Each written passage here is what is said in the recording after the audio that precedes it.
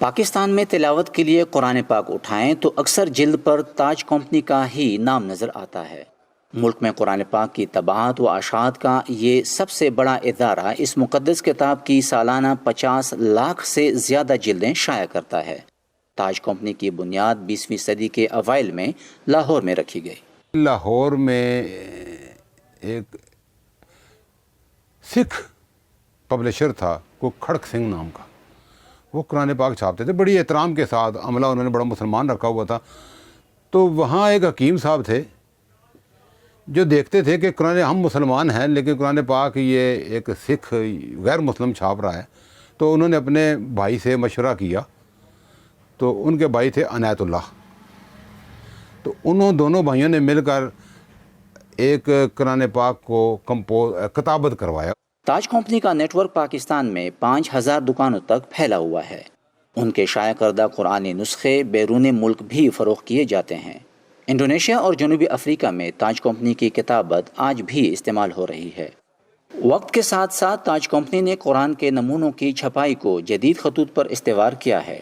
آج company digital قرآن بھی شائع کر رہی ہے۔ ایک قلم ہے اور ایک قرآن پاک ہے، آپ نے جس آیت پہ رکھا تو وہ آیت وہ خود پڑھے گا، اور اس میں بہت سارے حفاظ کی آواز بھی ہے۔ آپ کسی بھی قاری صاحب کے اپنی پسندیدہ قاری کو لے سکتے ہیں اور کسی بھی ترجمے کو لے سکتے ہیں، کیونکہ ترجمہ مختلف ہے۔ ایک ہی قرآن پاک میں وہ یوں سمجھے کہ ون وڈو آپریشن جس کو کہہ سکتے ہیں آپ، اسی میں احادیث شریف بھی آ گئی، اسی میں بخاری شریف بھی آ رہی ہے، اسی میں ہی ترجمہ ہر قسم کا آ رہا ہے، اپنے پسندیدہ قاری کی آواز بھی سن سکتے ہیں۔ بس وہ ایک ٹچ پہ ہے۔ لفظ بہ لفظ قرآن پاک کی تجوید سننے کے لیے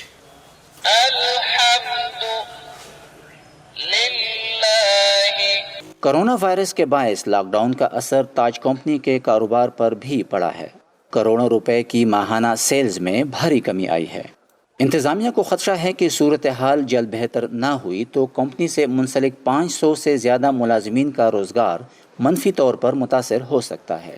سواریاں ہی نہیں چلی، گاڑیاں ہی نہیں چلی، لوگ باہر سے بیوپاری آتا ہی نہیں ہے پنڈی میں۔ ہم پنڈی کی بات کرتے ہیں، ہم پنڈی کے ڈیلر ہیں، ان کے 30% بزنس رہ گئے۔ تاج کمپنی کے لیے ماہ رمضان سال کا اہم ترین وقت ہوتا ہے، جو اس سال کرونا وائرس کے باعث منافع بخش تو نہیں ہوگا، لیکن کمپنی کو ناز ہے کہ اس مشکل وقت میں بھی عبادت کے لیے بیشتر ہاتھوں میں تاج کمپنی کا شائع کردہ قرآن ہی ہے۔ نصر الاسلام، وائس آف امریکہ، راولپنڈی۔